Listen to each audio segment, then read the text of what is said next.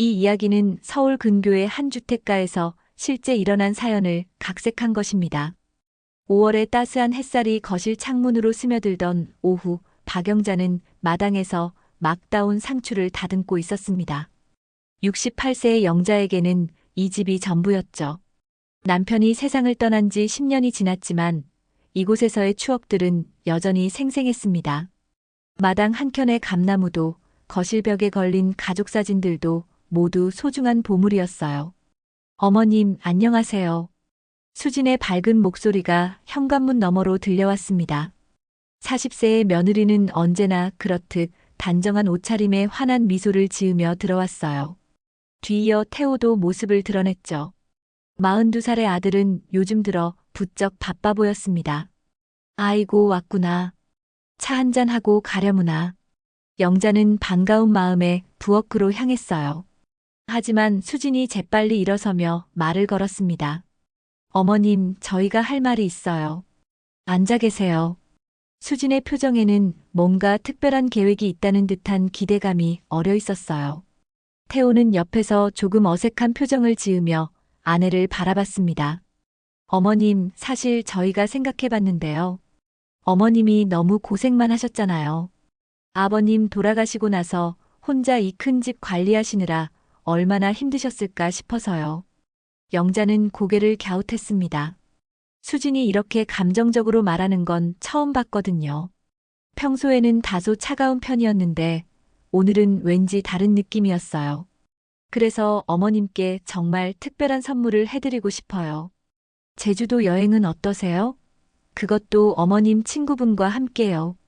제주도라고? 영자의 눈이 휘둥그레졌습니다. 제주도는 젊었을 때부터 꼭 가보고 싶었던 곳이었거든요. 남편과 함께 가자고 약속했었는데 바쁜 일상에 치여 결국 가지 못했던 곳이었죠. 네. 미경 이모님과 함께 가시면 더 즐겁지 않을까요? 항공료부터 숙박까지 저희가 다 준비해 드릴게요. 정말 제대로 된 효도 관광이에요. 수진의 목소리에는 진심이 담겨 있는 것 같았어요. 태호도 고개를 끄덕이며 거들었습니다. 어머니, 수진이 말이 맞아요. 어머니 평생 우리 뒷바라지만 하시고 정작 어머니를 위한 시간은 없으셨잖아요. 이번 기회에 정말 편하게 쉬세요. 영자는 가슴이 뭉클해졌어요. 며느리와 아들이 자신을 이렇게 생각해 주다니. 특히 수진이 이렇게 적극적으로 나서는 모습이 새로웠습니다.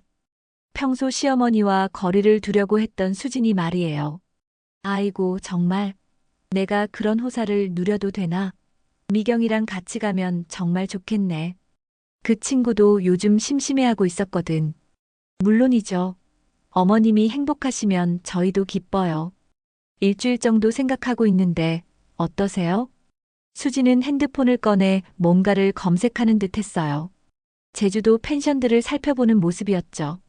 하지만 영자가 보지 못한 것은 수진이 잠깐 다른 화면을 들여다본 순간이었습니다. 그 화면에는 부동산 매매 관련 검색 기록들이 가득했어요. 정말 고맙다, 수진아. 내가 이렇게 생각해 주니까 기분이 너무 좋아. 미경이한테 당장 전화해야겠어. 영자는 들뜬 마음으로 친구에게 전화를 걸었습니다. 미경은 예상대로 깜짝 놀라며 기뻐했어요. 미경아, 너 제주도 가고 싶지 않았니? 우리 며느리가 효도 관광 시켜준다는데. 전화 너머로 들리는 미경의 흥분된 목소리에 영자는 더욱 기뻐졌습니다. 하지만 거실 한쪽에서 수진과 태호가 나누는 조용한 대화는 들리지 않았어요. 언제쯤 출발하시는 게 좋을까요? 수진이 물었습니다. 다음 주면 어때? 너무 급하나? 아니에요, 괜찮아요. 준비할 시간도 있고요. 영자는 벌써부터 여행 가방을 꾸릴 생각에 들떠 있었습니다. 오랜만에 친구와 함께하는 여행이라니. 이런 행복이 또 있을까요? 어머님, 그럼 저희는 이만 가볼게요. 여행 준비 많이 하셔야죠. 수진이 일어서며 말했어요. 태호도 따라 일어섰습니다. 고마워, 정말. 이런 효도 받을 줄 몰랐네. 영자는 두 사람을 배웅하며 마음이 따뜻했습니다. 하지만 문 닫히는 소리와 함께 들려온 수진의 목소리는 다소 달랐어요. 이제 시작이야, 여보. 하지만 영자는 그 말을 듣지 못했습니다. 이미 마음은 제주도의 푸른 바다로 향해 있었거든요. 영자는 평생 써온 낡은 여행 가방을 꺼내며 흐뭇한 미소를 지었습니다. 마지막으로 이 가방을 사용한 게 언제였을까요? 아마 10여 년 전 남편과 함께 간 온천 여행이었을 겁니다. 가방에서 나는 오래된 냄새가 그때의 추억을 불러일으켰어요. 영자야, 뭘 그렇게 많이 챙기려고 해? 일주일이면 충분하잖아. 미경이 웃으며 말했습니다. 68세의 단짝 친구는 영자보다 훨씬 간소하게 짐을 꾸리고 있었어요. 하지만 영자에게는 모든 게 설렜습니다. 이것도 가져가야 하고 저것도 필요할 것 같고 제주도는 처음이니까 뭐가 필요할지 모르잖아. 영자는 이것저것 집어넣다가 문득 화장대 서랍을 열었어요. 그 안에는 남편이 생전에 사준 목걸이가 들어 있었습니다. 별로 비싸지 않은 물건이었지만 영자에게는 세상에서 가장 소중한 보석이었죠. 이것도 가져갈까? 사진 찍을 때 하면 예쁠 것 같은데. 당연히 가져가야지. 제주도 바다 앞에서 사진 찍으면 얼마나 예쁠까. 미경의 말에 영자는 조심스럽게 목걸이를 여행 가방에 넣었습니다. 그때 현관문이 열리는 소리가 들렸어요. 어머님, 저희예요. 수진의 목소리였습니다. 영자는 반갑게 맞으러 나갔어요. 수진과 태호가 여행용 캐리어 하나를 들고 들어왔습니다. 아이고, 이게 뭐야? 어머님 여행 가시는데 낡은 가방 쓰시면 안 되죠. 새 캐리어 사왔어요. 수진이 환하게 웃으며 말했어요. 분홍색 캐리어는 정말 예뻤습니다. 영자는 감동했죠. 이런 걸 왜 사와? 돈 아깝잖아. 어머님을 위해서라면 아깝지 않아요. 이왕이면 예쁜 캐리어로 여행 가세요. 수지는 말하면서 핸드폰을 확인했어요. 메시지가 온 모양이었습니다. 영자는 우연히 그 화면을 살짝 봤는데 김부동산이라는 이름이 보였어요. 수진아, 부동산에서 연락 왔나? 영자의 물음에 수지는 잠깐 당황하는 듯 했습니다. 하지만 금세 자연스럽게 웃었어요. 아, 네. 친구가 이사 가는데 도움 요청하는 거예요. 별거 아니에요. 그렇구나. 영자는 더 이상 묻지 않았습니다. 하지만 마음 한구석에 작은 의문이 생겼어요. 수진이 평소에 친구들 이사를 도와준다고 한 적이 없었거든요. 어머님, 항공편은 내일 오전 11시예요. 저희가 공항까지 모셔다 드릴게요. 태호가 항공권을 내밀며 말했습니다. 영자는 항공권을 받아보며 신기했어요. 이름이 인쇄된 항공권을 받아보는 건 정말 오랜만이었거든요. 미경이도 같은 비행기지? 네, 물론이죠. 함께 가셔야 하니까요. 수진이 대답했어요. 그런데 태호와 수진이 나누는 눈짓이 뭔가 의미심장해 보였습니다. 영자는 그걸 놓치지 않았어요. 너희 둘이 무슨 비밀이라도 있니? 자꾸 눈짓하고. 아, 아니에요. 어머님 여행 가시는 동안 집 청소라도 해드릴까 해서요. 수진이 재빨리 대답했습니다. 하지만 영자는 뭔가 이상하다는 느낌을 지울 수 없었어요. 청소는 뭘? 내가 돌아와서 하면 되는데. 어머님, 저희가 하고 싶어서 그러는 거예요. 어머님이 편하게 여행 다녀오세요. 태호가 말했지만 목소리에 어딘가 부자연스러운 면이 있었어요. 평소에 태호라면 집 청소 같은 걸 먼저 제안할 사람이 아니었거든요. 미경이 상황을 바꿔보려고 끼어들었습니다. 영자야, 우리 내일 뭐부터 할까? 해변 구경부터 할까? 아니면 맛있는 거 먹으러 갈까? 당연히 바다부터 봐야지. 제주도 바다가 얼마나 예쁘다는데. 영자는 다시 들뜬 표정이 되었어요.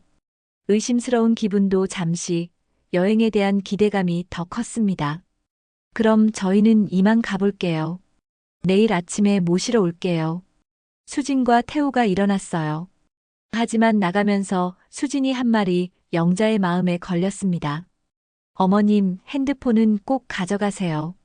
연락할 일이 있을지 모르니까요. 왜 굳이 연락할 일이 있을 거라고 했을까요?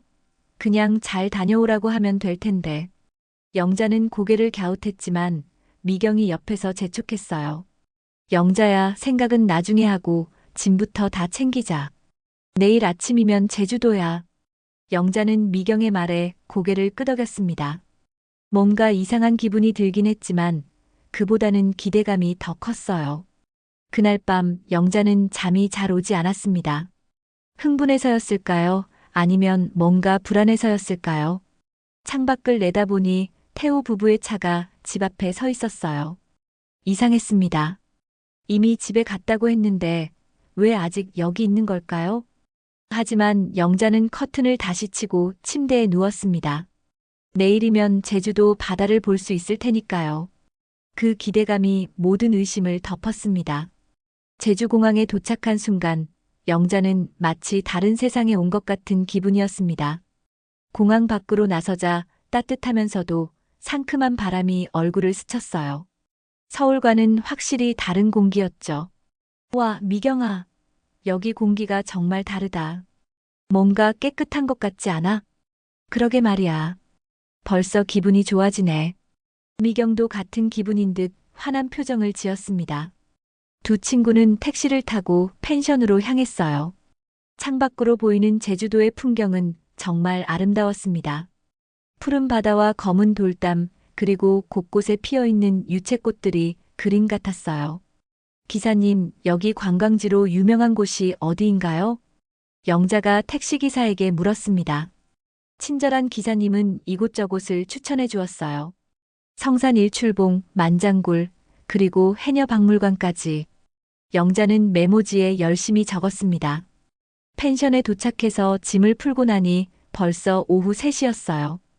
영자와 미경은 곧장 해변으로 나갔습니다. 평생 서울에서만 살았던 영자에게 제주도의 바다는 정말 충격적이었어요. 미경아, 이런 바다가 우리나라에 있었구나. 왜 진작 오지 않았을까? 영자는 신발을 벗고 모래 위를 걸었습니다. 발가락 사이로 스며드는 고운 모래의 감촉이 신기했어요. 파도 소리도 마음을 편하게 해주었습니다. 사진 좀 찍어줘. 수진이한테 보내야지. 영자는 남편이 사준 목걸이를 목에 걸고 바다를 배경으로 사진을 찍었습니다. 미경이 찍어준 사진 속 영자의 표정은 정말 행복해 보였어요. 오랜만에 진짜 웃는 얼굴이었습니다. 그런데 그때 핸드폰이 울렸어요. 수진이었습니다. 여보세요, 수진아. 어머님, 제주도는 어떠세요? 잘 도착하셨죠? 수진의 목소리가 평소보다 급해 들렸어요. 뭔가 서둘러 하는 느낌이었습니다. 아주 좋아. 바다가 정말 예쁘다. 너도 언제 한번 와봐야겠어. 네네, 그렇게 하세요. 어머님, 혹시 집 열쇠는 어디에 두셨어요? 영자는 순간 이상했습니다. 열쇠를 왜 물어보는 걸까요? 열쇠? 왜? 아, 청소하려고 들어가려는데 문이 잠겨 있어서요. 현관 화분 밑에 여분이 있어. 그걸 써. 아, 네. 감사해요. 그럼 잘 지내세요. 전화는 그렇게 끊어졌어요. 영자는 뭔가 석연치 않았지만 미경이 옆에서 재촉했습니다. 영자야, 저기 해녀 할머니들 보자. 직접 따온 성게판데. 영자는 의심을 접고 미경을 따라갔어요. 해녀 할머니들이 바다에서 막 올라와 싱싱한 해산물을 파는 모습이 신기했습니다. 영자는 성게를 사서 맛보았는데 그 맛이 정말 일품이었어요. 와, 이런 맛이 있었구나. 서울에서 먹던 거랑 완전 달라. 그러게 말이야. 역시 현지에서 먹어야 제맛이네. 두 친구는 해변을 따라 걸으며 이런저런 이야기를 나누었습니다. 젊었을 때의 추억, 아이들 키우느라 고생했던 이야기, 그리고 앞으로의 계획까지. 오랜만에 진솔한 대화를 나눴어요. 저녁이 되어서는 근처 식당에서 흑돼지 고기를 먹었습니다. 고기의 맛도 일품이었지만 무엇보다 친구와 함께하는 시간이 소중했어요. 영자야, 수진이가 정말 효녀구나. 이런 여행을 보내주다니. 미경의 말에 영자는 고개를 끄덕였습니다. 하지만 마음 한구석에는 여전히 이상한 기분이 남아 있었어요. 낮에 받은 전화가 계속 신경 쓰였거든요. 그런데 미경아, 수진이가 집 열쇠 물어보는 게 이상하지 않았니? 청소한다고 했는데. 뭐가 이상해? 청소하려면 들어가야 하잖아. 그렇긴 한데 뭔가 급해하는 것 같았어. 미경은 영자의 어깨를 토닥였습니다. 영자야, 너무 생각하지 마. 며느리가 시어머니 집 청소해주는 게 얼마나 고마운 일이야.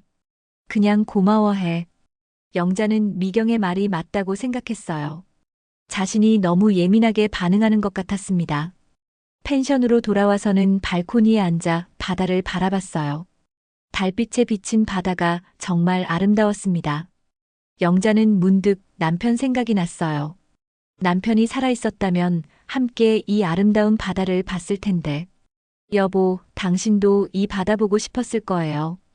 영자는 혼자 중얼거렸습니다. 그리고 내일은 성산 일출봉에 가서 일출을 보기로 마음먹었어요. 남편과의 약속이었거든요.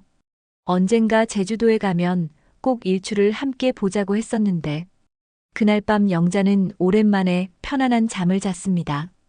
바다소리가 자장가처럼 들렸어요. 하지만 서울에 있는 집에서는 전혀 다른 일들이 벌어지고 있다는 걸 영자는 꿈에도 모르고 있었습니다. 일주일간의 제주도 여행은 정말 꿈 같은 시간이었습니다. 성산 일출봉에서 본 일출, 한라산의 웅장함, 그리고 협재해변의 에메랄드빛 바다까지. 영자는 평생 잊지 못할 추억들을 잔뜩 만들었어요. 미경아, 정말 좋았다. 이런 여행이 또 있을까? 공항으로 가는 택시 안에서 영자는 아쉬운 마음을 감추지 못했습니다. 미경도 마찬가지였어요. 두 친구는 벌써부터 다음 여행 계획을 세우고 있었죠. 다음에는 부산도 가보자. 거기도 바다가 예쁘다던데. 그러자. 수진이한테 부탁해봐야겠어. 영자는 며느리에 대한 고마운 마음이 가득했습니다. 이런 멋진 여행을 선물해준 수진이 정말 고마웠어요. 비행기 안에서도 영자는 창밖 풍경을 놓치지 않으려고 했습니다. 제주도가 점점 멀어지는 모습이 아쉬웠거든요. 하지만 동시에 집으로 돌아간다는 기대감도 있었어요. 아무래도 자기 집이 제일 편하니까요. 김포공항에 도착했습니다. 기장의 안내방송이 나오자 영자는 가슴이 두근거렸습니다. 태호와 수진이 마중 나왔을까요? 아니면 택시를 타고 혼자 집에 가야 할까요? 공항에 나와보니 태호와 수진은 보이지 않았어요. 영자는 조금 섭섭했지만 이해할 만했습니다. 평일 오후였으니 태호는 회사에 있을 테고 수진도 바쁠 테니까요. 미경아, 우리 택시 타고 가자. 그래. 너 먼저 집에 가서 쉬어. 나는 우리 집으로 갈게. 미경과 작별 인사를 나누고 영자는 택시에 올랐습니다. 기사님께 주소를 알려주고 창밖을 보니 서울의 풍경이 새로웠어요. 제주도와는 완전히 다른 도시의 모습이었습니다. 집에 가까워질수록 영자의 마음은 설렜어요. 일주일 만에 보는 우리 집이라니. 마당의 감나무는 잘 있을까요? 상추밭은 말라버렸을까요? 기사님, 여기서 세워주세요. 영자는 익숙한 골목 입구에서 내렸습니다. 새 캐리어를 끌고 걸어가는 길이 왠지 어색했어요. 평소와 뭔가 다른 느낌이었는데 뭔지 알 수 없었습니다. 그런데 집 앞에 도착한 순간 영자는 얼어붙었습니다. 이게 뭐야? 현관문에 매매 완료라는 빨간 딱지가 붙어 있었어요. 영자는 눈을 의심했습니다. 분명 잘못 본 것일 거라고 생각하며 다시 살펴봤지만 분명히 자기 집 문이었어요. 떨리는 손으로 열쇠를 꺼내 문을 열었습니다. 그리고 그 순간 영자는 비명을 질렀어요. 아, 아니야. 이런 일이. 집안이 텅 비어 있었습니다. 거실의 소파도 텔레비전도 식탁도 모두 사라졌어요. 부엌에 있던 냉장고와 가스레인지까지 없어졌습니다. 마치 아무도 살지 않았던 집처럼 휑했어요. 영자는 다리에 힘이 빠져 주저앉았습니다. 이게 현실인가요? 악몽인가요? 손으로 얼굴을 비비고 다시 봤지만 상황은 변하지 않았어요. 내 물건들이, 내 가구들이 어디 갔어? 영자는 방마다 돌아다녔습니다. 안방도 작은 방도 모두 텅 비어 있었어요. 옷장 안의 옷들도 화장대 위의 화장품들도 심지어 남편의 유품들까지 모두 사라졌습니다. 그때 옆집 할머니가 나타났어요. 어머, 영자야. 언제 왔어? 여행 잘 다녀왔니? 옆집 할머니, 우리 집이 왜 이렇게 됐어요? 내 물건들이 어디 갔죠? 영자는 울먹이며 물었습니다. 옆집 할머니는 당황하는 표정이었어요. 어, 너 몰랐어? 내 아들하고 며느리가 며칠 전에 이사차 가져가더라. 집도 팔렸다고 하던데. 뭐라고요? 집을 팔았다고요? 영자는 귀를 의심했습니다. 자기 허락도 없이 집을 팔았다고요? 그러게 말이야. 나도 이상하다 싶었어. 너한테 말도 안 하고. 근데 아들이 어머니 모실 아파트 구했다고 하더라. 옆집 할머니의 말에 영자는 더욱 혼란스러웠어요. 아파트라고? 자기는 들은 적이 없는데요. 영자는 떨리는 손으로 태호에게 전화를 걸었습니다. 한참 후에야 전화가 연결되었어요. 어머니, 제주도에서 잘 다녀오셨어요? 태호의 목소리는 평상시와 달랐습니다. 어딘가 어색하고 피하고 싶어 하는 느낌이었어요. 태호야, 집이 왜 이렇게 됐어? 내 물건들이 어디 갔고, 집은 왜 팔렸대? 어머니, 진정하세요. 저희가 설명해 드릴게요. 지금 어디 계세요? 설명이 뭐야? 내 허락도 없이 집을 어떻게 팔아? 영자의 목소리가 떨렸어요. 분노와 배신감, 그리고 절망감이 뒤섞인 복잡한 감정이었습니다. 어머니, 어머니를 위해서 한 일이에요. 더 좋은 곳으로 모시려고요.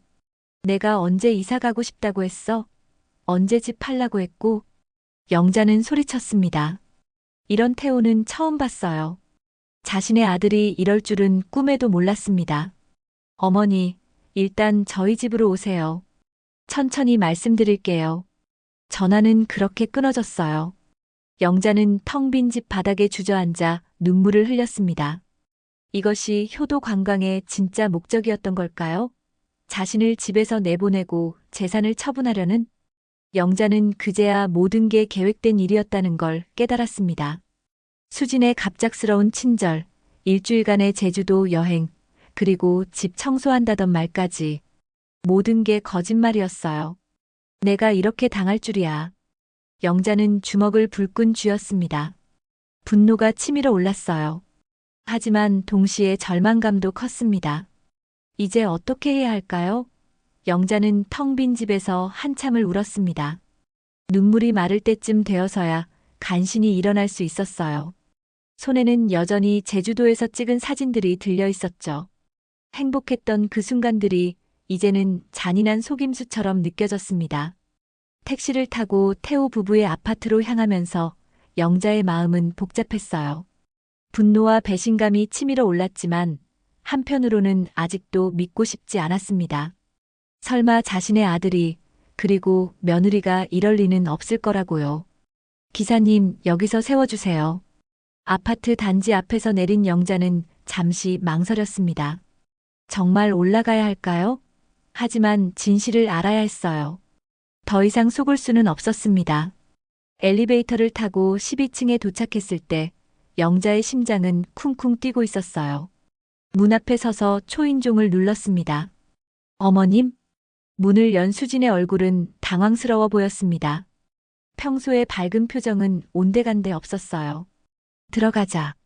영자는 차갑게 말했습니다. 수진이 어색하게 길을 비켜주었어요. 거실에 앉은 영자는 주위를 둘러봤습니다. 그런데 눈에 익은 물건들이 보였어요. 자신의 집에 있던 화분, 그리고 남편이 아끼던 서예 작품까지. 영자의 얼굴이 일그러졌습니다. 저건 내 것들이잖아. 화분도 액자도. 수진이 당황하며 변명을 늘어놓기 시작했어요.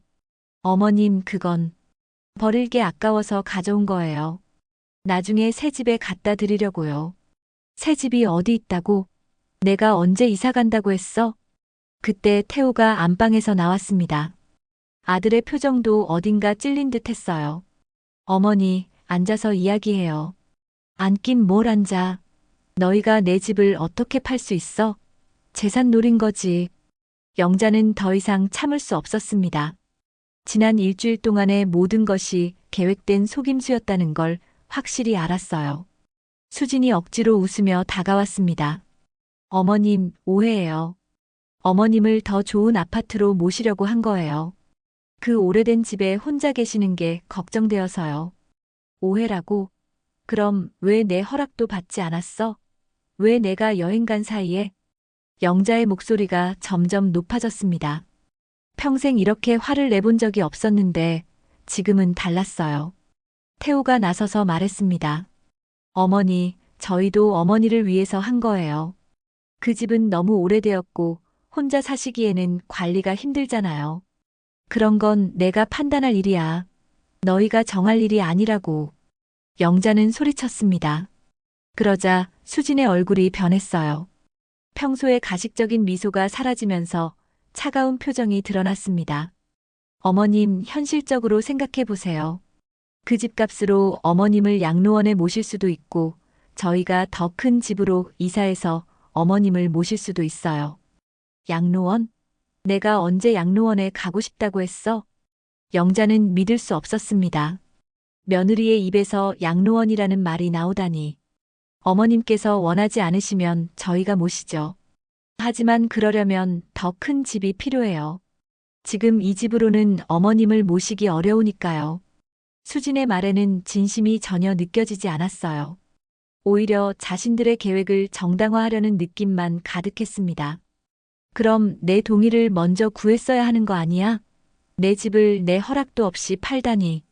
태호가 고개를 숙였습니다. 어머니, 죄송해요. 하지만 어머니께서 반대하실 게 뻔했거든요.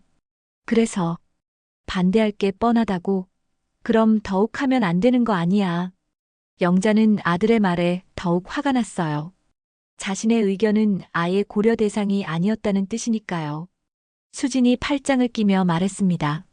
어머님, 어차피 어머님 돌아가시면 그 집도 저희 것이 될 텐데요. 미리 정리하는 게 좋지 않을까요? 그 순간 영자는 온몸이 떨렸습니다. 며느리의 입에서 이런 말이 나오다니.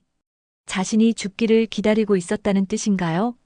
너희들, 정말 그런 마음이었구나. 영자의 목소리가 떨렸어요. 분노를 넘어서 깊은 실망감이 밀려왔습니다. 어머님, 그런 뜻이 아니에요. 태호가 말려보려 했지만 영자는 이미 일어서고 있었어요. 됐어. 이제 알겠다. 너희가 어떤 마음인지. 영자는 가방을 들고 현관으로 향했습니다. 수진이 뒤따라왔어요. 어머님, 어디 가세요? 저희 집에서 주무세요. 너희 집에서 자고 싶지 않아. 그럼 어디서 주무실 거예요? 영자는 돌아보며 차갑게 말했습니다. 그건 내가 알아서 할 일이야. 너희는 신경 쓰지 마. 아파트를 나온 영자는 어디로 가야 할지 막막했어요. 하지만 한 가지는 확실했습니다. 이대로 당하고만 있을 수는 없다는 것이었죠. 영자는 미경에게 전화를 걸었습니다. 미경아, 나야. 혹시 오늘 밤 내 집에서 잘 수 있을까? 무슨 일이야? 목소리가 왜 그래? 길게 얘기할게. 지금 갈게. 영자는 택시를 잡으며 마음을 다잡았습니다. 이제부터가 진짜 시작이었어요. 당한 만큼 돌려받을 때가 온 거죠. 미경의 집 거실에서 영자는 모든 이야기를 털어놓았습니다. 제주도 여행의 진짜 목적부터 집이 팔린 것, 그리고 태호 부부와의 대화까지. 미경은 듣는 내내 분노에 떨었어요. 이런 파렴치한 것들, 어떻게 시어머니한테 이런 짓을 할 수가 있어? 미경은 주먹을 불끈 쥐었습니다. 평생 온순하게 살아온 미경이 이렇게 화를 내는 모습을 영자는 처음 봤어요. 미경아, 나 어떻게 해야 할까? 정말 막막해. 영자는 눈물을 훔쳤습니다. 하루 만에 집도 잃고 가족에게도 배신당하고 이런 일이 자신에게 일어날 줄은 꿈에도 몰랐어요. 영자야, 우선 변호사를 만나보자. 이건 명백한 불법이야. 본인 동의 없이 집을 팔다니. 미경의 말에 영자도 고개를 끄덕였습니다. 그렇죠. 법적으로 문제가 있을 거예요. 자신의 집을 자신도 모르게 팔았으니까요. 다음 날 아침 두 친구는 미경이 알아본 변호사 사무실로 향했습니다. 이선호 변호사는 50대 초반에 차분해 보이는 분이었어요. 안녕하세요. 전화로 말씀해 주신 건 들었습니다. 일단 자세한 상황부터 들어보죠. 영자는 처음부터 끝까지 모든 이야기를 했습니다. 변호사는 중간중간 메모를 하며 심각한 표정을 지었어요. 이건 명백한 무건대리 행위입니다. 소유자의 동의 없이 부동산을 매매한 거니까요. 집을 되찾을 수 있어요. 정말요? 영자의 눈에 희망이 보였습니다. 하지만 변호사의 표정은 여전히 심각했어요. 다만 시간이 걸릴 겁니다. 그리고 혹시 아드님이나 며느님 명의로 되어 있는 재산은 없나요? 글쎄요. 태호가 회사를 다니니까 적금이나 그런 건 있을 텐데요. 변호사가 고개를 끄덕였습니다. 아드님 회사는 어디신가요? 혹시 회사에서 문제가 있었다면 더 유리할 수도 있거든요. 영자는 태호의 회사 이름을 알려줬습니다. 중견 건설회사였어요. 제가 한번 알아보겠습니다. 우선 집 매매 취소 소송부터 준비하고요. 변호사 사무실을 나온 영자와 미경은 근처 카페에 앉았습니다. 영자는 커피를 마시면서도 마음이 편하지 않았어요. 미경아, 소송한다고 해서 바로 해결될까? 시간이 걸리더라도 해야지. 그냥 당하고만 있을 거야? 미경의 말이 맞았습니다. 하지만 영자는 뭔가 더 확실한 방법이 필요하다고 생각했어요. 단순히 집을 되찾는 것만으로는 부족했습니다. 자신을 이렇게 배신한 것에 대한 대가를 치러야 했어요. 미경아, 나 태호 회사에 대해서 좀 알아보고 싶어. 왜? 뭔가 이상한 느낌이 들어. 태호가 요즘 돈이 많이 생겼나 봐. 수진이가 명품백도 들고 다니고 차도 새로 샀던데. 미경이 고개를 끄덕였습니다. 그러고 보니 그러네. 건설회사 직장인이 그렇게 여유가 있을까? 영자는 마음을 굳혔어요. 태호의 회사 생활에 대해 자세히 알아봐야겠다고요. 다음 며칠 동안 영자는 조용히 조사를 시작했습니다. 태호와 함께 일하는 사람들을 수소문해보고 회사 근처에서 태호의 행동을 관찰하기도 했어요. 그러던 중 놀라운 사실을 알게 되었습니다. 태호가 자재업체와 부정한 거래를 하고 있다는 소문이 있었어요. 공사 자재를 싸게 들여와서 차액을 자신이 가로챈다는 것이었습니다. 미경아, 이것 봐. 영자는 태호 회사 직원에게서 들은 이야기를 미경에게 털어놓았습니다. 미경도 놀랐어요. 세상에 그런 일이 있었구나. 그럼 횡령 아니야? 그런 것 같아. 그래서 요즘 돈이 많았나 보다. 영자는 분노가 치밀어 올랐습니다. 자신의 아들이 회사 돈을 빼돌리면서까지 살림을 늘리고 심지어 어머니의 재산까지 노렸다니. 영자야, 이건 신고해야 해. 회사에다가. 그럼 태호가 회사에서 쫓겨나겠네. 당연히 쫓겨나야지. 너를 이렇게 배신한 주제에 무슨 동정을 바라. 미경의 말이 맞았습니다. 영자는 더 이상 망설일 이유가 없다고 생각했어요. 좋아. 신고하자. 내가 당한 만큼 돌려받을 거야. 영자는 마음을 굳혔습니다. 그리고 변호사에게 다시 연락했어요. 변호사님, 저희 아들 회사 비리건으로 상담받고 싶습니다. 그런 일이 있었군요. 증거가 있나요? 지금 모으고 있어요. 확실한 증거를 잡으면 어떻게 해야 할까요? 회사에 직접 신고하거나 국세청에 신고할 수도 있습니다. 상황에 따라 다르죠. 영자는 계획을 세웠어요. 우선 태호의 비리 증거를 확실히 잡고 그 다음에 신고하는 거였습니다. 미경아, 우리 탐정 놀이 해볼까? 무슨 말이야? 태호 뒷조사 말이야. 확실한 증거를 잡자고. 미경이 웃었습니다. 하지만 그 웃음에는 복수심이 서려 있었어요. 좋아. 해보자. 그 배은망덕한 놈들한테 제대로 된 교훈을 줘야지. 영자는 처음으로 미소를 지었습니다. 지난 며칠 동안 절망에 빠져 있었지만 이제는 달랐어요. 당한 만큼 돌려받을 방법이 보이기 시작했거든요. 내가 이렇게 만만한 시어머니가 아니라는 걸 보여줄 거야. 영자의 눈에는 복수에 대한 확신이 서려 있었습니다. 영자와 미경은 일주일 동안 완벽한 증거를 수집했습니다. 태호가 자재업체와 주고받은 문자 메시지, 계좌 이체 내역, 그리고 회사 동료의 증언까지 모든 것이 태호의 횡령을 증명하는 확실한 증거였어요. 영자야, 정말 이거 신고할 거야? 한번 신고하면 돌이킬 수 없어. 미경이 마지막으로 확인했습니다. 하지만 영자의 마음은 이미 굳어져 있었어요. 미경아, 나를 이렇게 배신한 놈들한테 무슨 정을 베풀어? 태호가 먼저 선을 넘었어. 영자는 회사에 익명으로 제보 전화를 걸었습니다. 목소리를 변조하기 위해 손수건으로 입을 가렸어요. 여보세요. 귀 회사 직원 중에 자재 관련해서 부정한 일을 하는 사람이 있습니다. 누구를 말씀하시는 건가요? 영업부 박태호라는 사람이요. 자재업체와 짜고 차액을 빼돌리고 있어요. 영자는 준비해온 증거들을 차근차근 설명했습니다.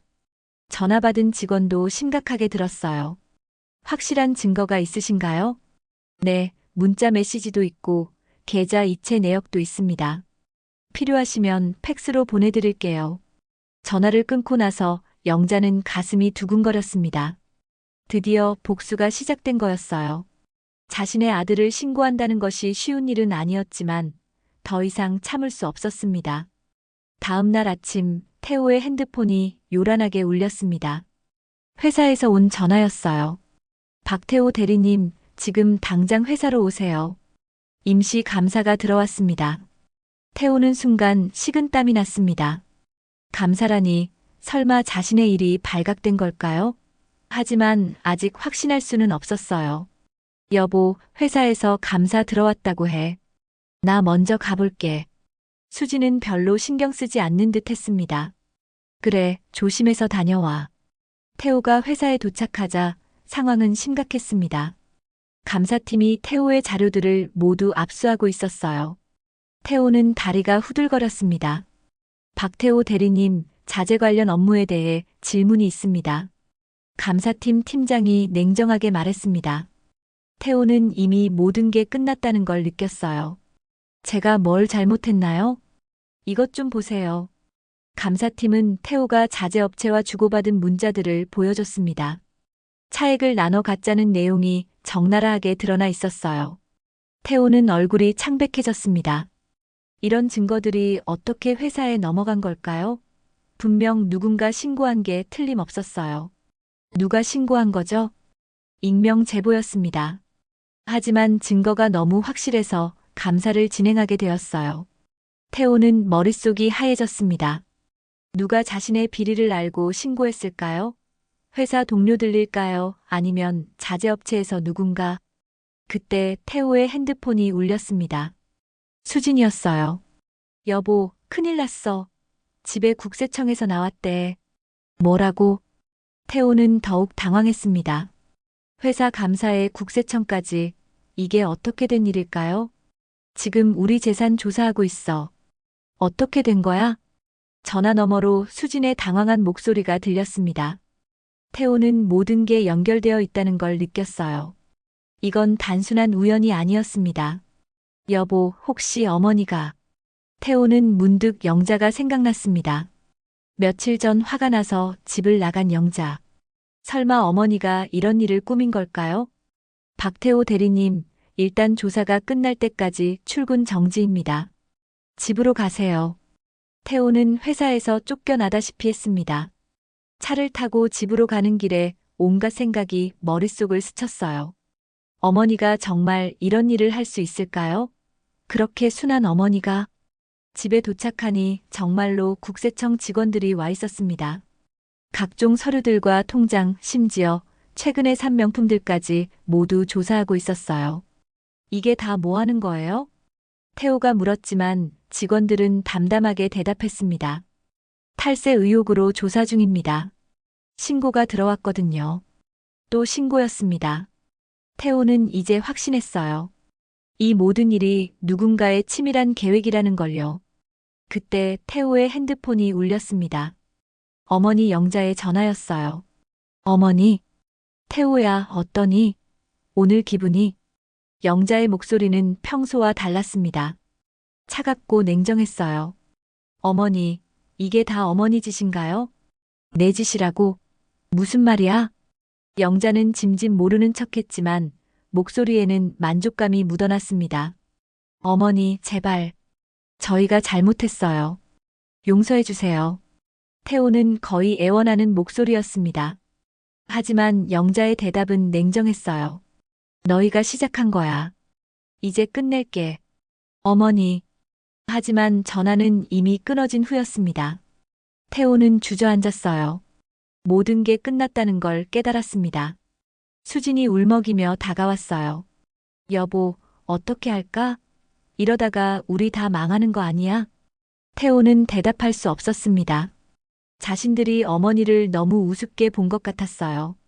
영자는 그냥 순한 시어머니가 아니었습니다. 배신당했을 때의 복수심은 상상 이상으로 무서웠어요. 그날 저녁 태호는 회사로부터 해고 통지를 받았습니다.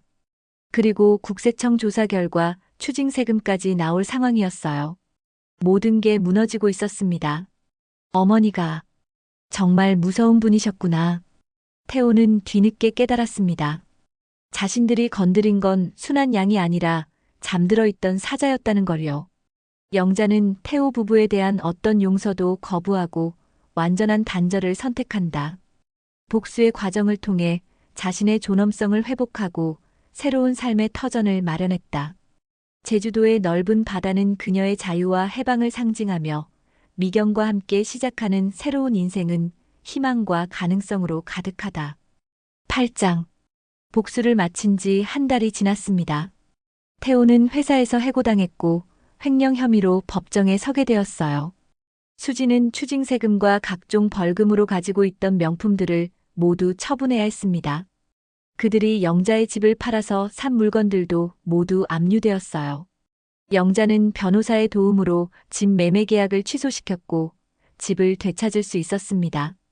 하지만 영자의 마음은 이미 그 집을 떠나기로 결정되어 있었어요. 미경아, 우리 제주도로 이사 가자. 정말? 제주도로? 미경은 깜짝 놀랐습니다. 하지만 영자의 표정은 진지했어요. 서울에 있으면 자꾸 그놈들 생각이 날 것 같아. 차라리 깨끗이 정리하고 새로 시작하고 싶어. 영자는 집을 팔았습니다. 이번에는 정식으로 자신의 의지로요. 그 돈의 일부로 제주도에 작은 아파트를 샀어요. 바다가 보이는 2층 집이었습니다. 영자야, 정말 후회 안 할까? 태호는 그래도 내 아들인데. 미경이 걱정스럽게 물었지만 영자의 대답은 단호했어요. 아들, 나를 이렇게 배신한 놈이 무슨 아들이야. 이제 남남이야.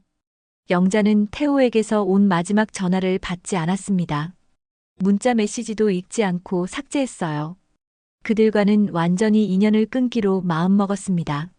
제주도로 이사한 첫날, 영자는 발코니에서 바다를 바라봤어요.